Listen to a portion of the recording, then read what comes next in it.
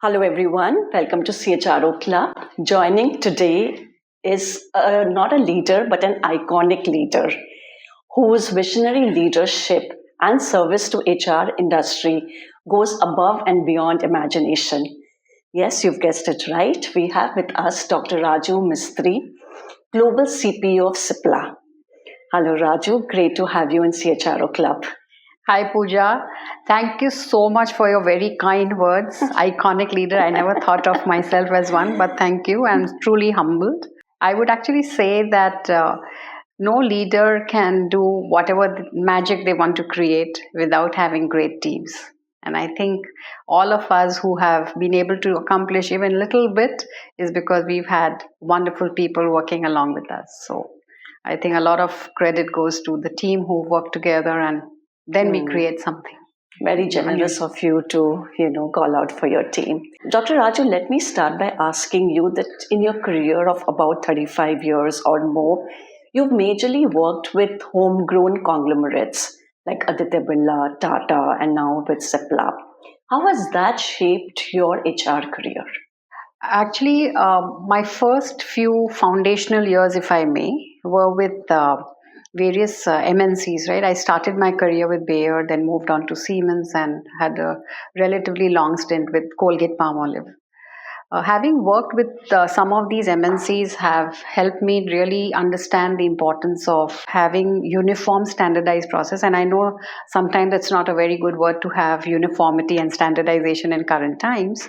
But from my own experience, I would like to say that it helps companies not reinvent the wheel, and it helps continuity of business processes. And after these experiences, then I actually had great experiences with various Indian grown conglomerates like the Aditya Birla Group, Tatas, uh, and now with Cipla. It has been a very interesting journey working with homegrown because the entrepreneurial spirit that we all talk about, you can actually witness and experience. Coming home closer, which is Cipla, I think the value of having and adopting a more humanitarian approach to looking at things and looking at business not just from making business and making profits, but about service to humanity comes clearly at the fore, which is also spelled out in our caring for life philosophy. So, having worked in Cipla and having every single day witnessing this in various manifestations is a great experience. I think you hit the bullseye when you said that the entrepreneurial streak is something which is kind of gives an edge to the homegrown conglomerates. So I'm sure you've seen many, many waves of change. You've seen HR change because of, let's say, technological transformations, because of employee preferences, change in market demands, and so on and so forth. How do you stay ready as a CHRO? How would you kind of articulate how to stay ready for such changes? Very good question, I think, and so much relevant even in current times, right? Change is really the constant that we always talk about. One of the mantras for keeping in tune with what's really happening is not to see the function as isolated as we are the ivory towers of the company. It's not like that. It's about working hand in hand with our business partners. And there's one thing which I've always never preferred to call HR as a support function. Actually, it's an enabling function. And therefore, in true sense of the partnership, it's about working with them. Let me give you a few examples again from where we are talking about. In the pharma industry, it is very important to have talent which is ready to service either in the operations or in the field, right? Because you need to service both the doctors and patients, right? Now, one understanding this need helped us articulate a very important program which is called Neeve, which is a foundation. And in this program, we actually, at Cipla, we recruit people who have completed 12th standard, and then we actually train them over a period of 4 years, giving them the best quality education that is available in India with BITS Pilani, and prepare them for actually facing the world with both theoretical inputs and practical inputs. Now, what this has done is enable the business to have people who are equipped with all the capabilities to deliver all the goods. Another example that I would again give you from what we are doing recently, there's a huge impetus in Cipla on leveraging digital in every aspects. We have really taken a lot of steps forward in terms of digitizing the entire employee experience. Just to give you a few examples, today we have Midas, which is our mobile enabled app, which enables an employee to get any query sorted out within fraction of a second. We are also now going one step ahead in terms of having a generative AI launched very soon as we speak. So this is one aspect of digitizing. Every other process for us in HR, whether it is a dashboard or whether it is a learning platform, for example, is all digitized. So the whole experience is about creating more insights and more employee value proposition for somebody and make their lives much more easier as well. As a CHRO, what are some of the sharpest tool in your arsenal, which comes handy to you, over your careers and maybe even now? Is it talent acquisition? Is it rewards? Is it benefits? Or what else could it possibly be? If you talk about myself, I would say I would not look at a very I would say sectional view of what strengths you actually bring. The first and most important is about passion. And as I say to my team as well, I have not worked a single day in my life because I enjoy every moment that I do. In fact, sometimes I have to remind home that I have a home and I've got to go back there, right? Oh, so wow. it's all about enjoying what you do. And I think I never get bogged down by difficult situation because I feel this is here another opportunity for me to see what I can do differently, right? So that's the important thing is passion. And the second arsenal that I would say is I think my background in humanities and being a psychology student helps me understand people a little bit more better than my other counterparts because we've been trained and equipped to understand human behavior, different manifestations. And very interestingly, I would want to also say that, we all have a tendency to make our function seem like very complex and very difficult. But I always say that whatever we do is no rocket science. It's a lot of application of empathy, common sense, and you can really make the magic. Nothing that we do is difficult to learn. And my guidance to anybody who's in HR is, and over the years I have learned it, right? Because for a very long time, my journey started more as an L&D specialist, doing talent management, organization development. And a lot of my leaders saw me as, being the so-called expert in that area. And it was one fine day when, I was given the opportunity to lead a large business as a CHRO, which involved doing everything else that I had never done before. And that is when I realized that one is you need to have learning agility, a passion for learning, and be humble to learn from anyone. There are times when I have had a lot of reverse mentoring from my colleague, and that's why I say teams are so important because they can also equip you with some skills that you probably would not have honed, right? And connect with people. I think if you are in human resources, you cannot be sitting behind a computer screen and just shooting out emails. Go across, talk to people, and if you are able to do that, I think a lot of success will come your way. So you think even with the, as we're peaking in automation and everything is getting digitalized, talking to your people and the human touch will continue to thrive for HR? Absolutely. I'm 100% sure.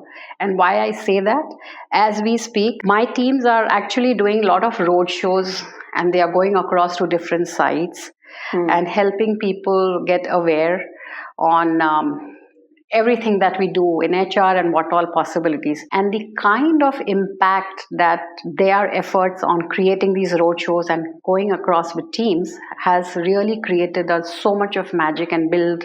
So it's a two-way thing, right? Employees get to know and get more aware of what's happening. But even the teams, when they go and engage with them, they actually get exposed to what's really happening at the grassroots level, build that connect, which is so very important. So when they come back, now they are designing systems and processes with that reality in mind. And that for me is very, very important. We talk of cultural transformation.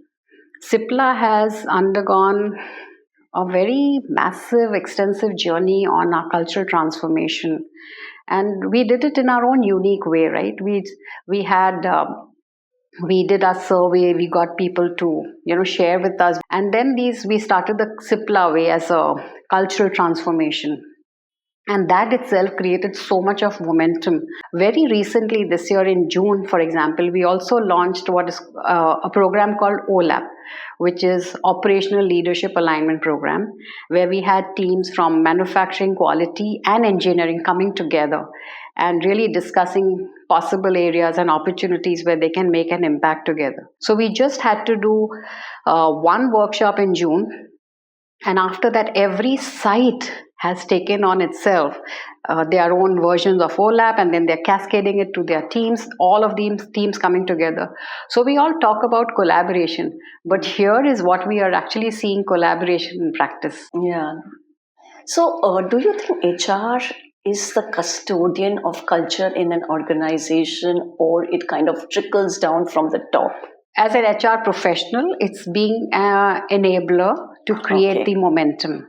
But it cannot be the sole custodian. It can never be. And no one single individual, even the CEO of a company, for example, is not the custodian of a culture, because culture by definition is a amalgamation of all the experiences, processes, practices that happen across.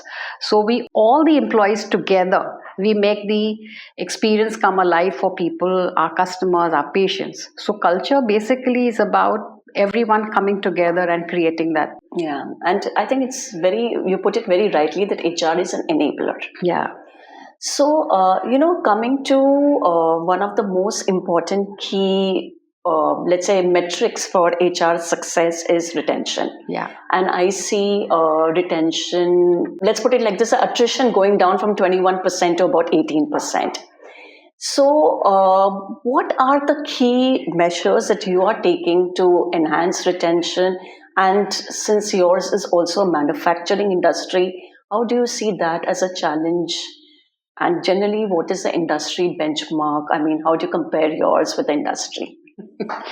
So one is, I always believe that sometimes best practices are best not to practice, because you have to figure out what works well for your company.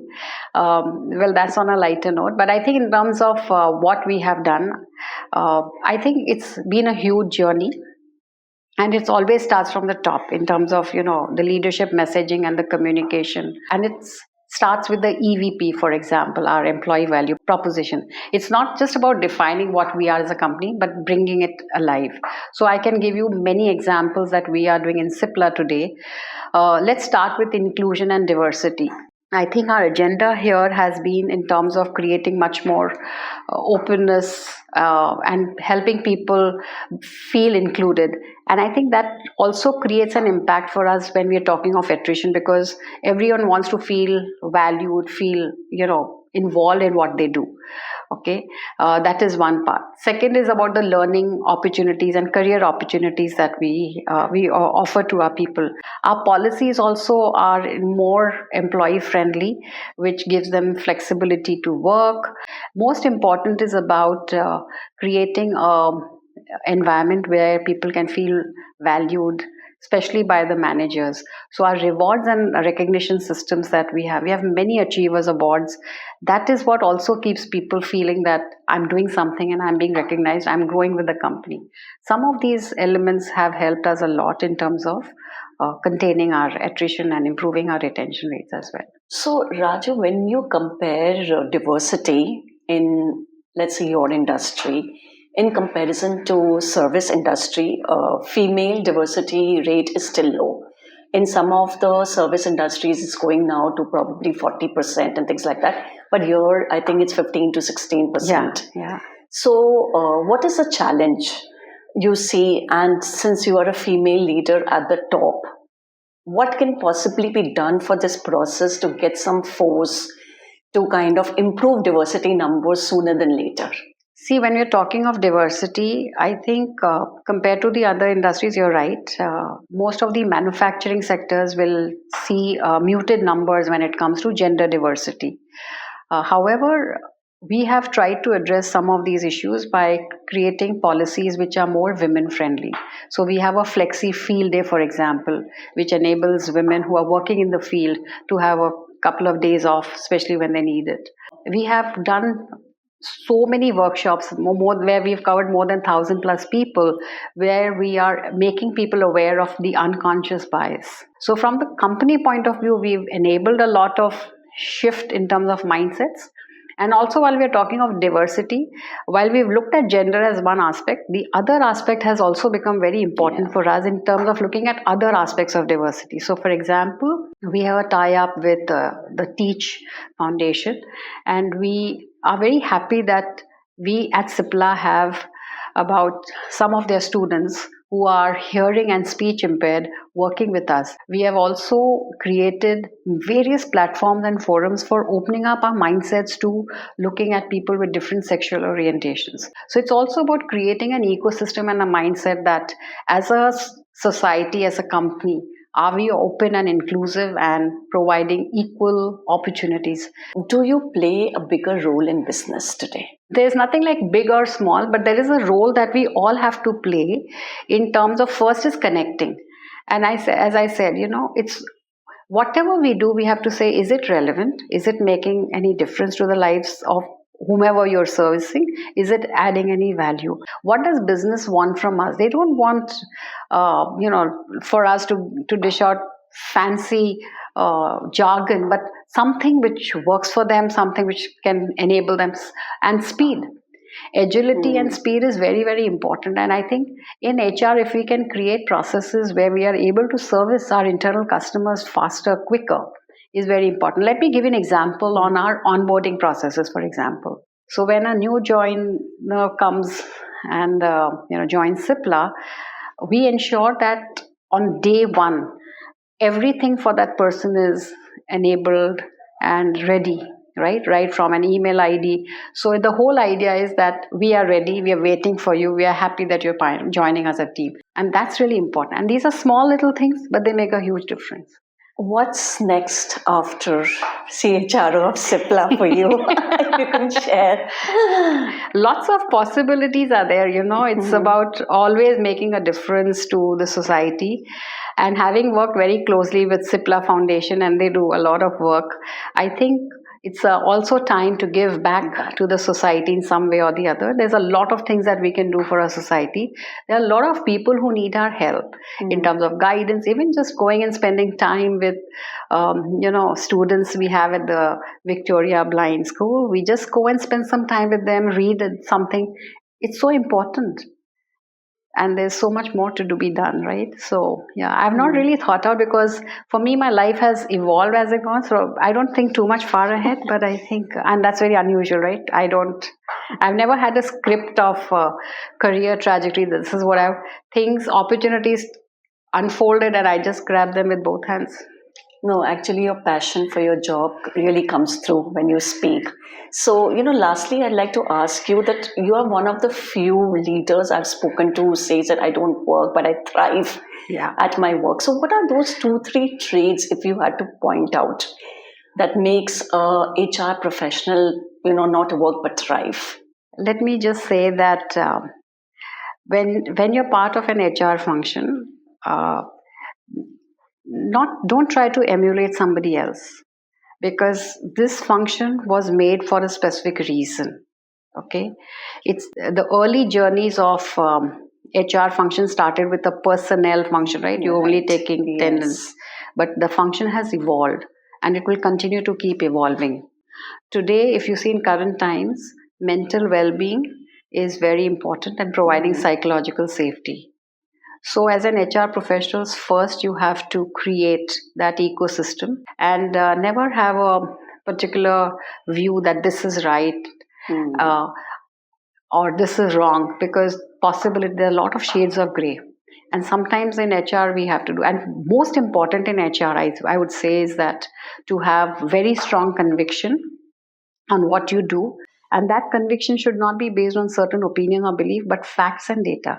So as an HR professional in today's time, if you want to make some impact on what you do, you have to have your data, your facts ready, and have a courage. I think sometimes people do not have the courage to say things as it is. Of course, I'm not saying Sometimes you have to sugarcoat, but you have to give the message and not keep it to yourself. If you want to be a successful HR leader, you have to make a distinction between being good versus doing good, and always prefer the latter. I think that's a wonderful advice, and it so much applies to other professionals also. For me, the biggest learning from today's conversation is that not to get too attached to my idea and opinion, because for me, I get so attached and I fight and fight. So it's like a really wonderful. Raju, we also fight, Puja. Sometimes if I have to fight, we fight. But then we have a different ways of fighting and getting through. Yeah. I'm not saying we should not fight. If you have a strong belief and conviction, you should. But we also should know where to give up. Correct. Yeah. So as we come to an end of this conversation, anything else you would like to add, or something that I missed asking you and you would like to say something? I would actually want to highlight about one aspect which I think, in my personal journey, I have covered a lot of areas, worked in different companies and different sectors. But what I really want to talk about is after joining Cipla, and one thing that Cipla has done for me as a person, as a professional, is expose me to the human and humanitarian aspect of what leadership is all about. That if you are in a position of power, you also have the possibility of being more human and compassionate. And I think this ethos is embedded in whatever we do. It has been inherited in this company by our very respected Dr. Hamid, and and taken forward by Samina and Umang. As a culture, Cipla stands apart because of this ethos of caring for life, which is the foundation on which the company was started almost 9 decades back. And the beauty of it is that it continues till today. So therefore, I think what I really want to say is that Cipla is that enabler which brings out the best in you in terms of a human leadership. That's wonderful. Thank you, Dr. Raju, for joining us and being part of CHRO Club. Thank you so much. Thank you, Puja, for this opportunity and your very lovely questions. Thank you.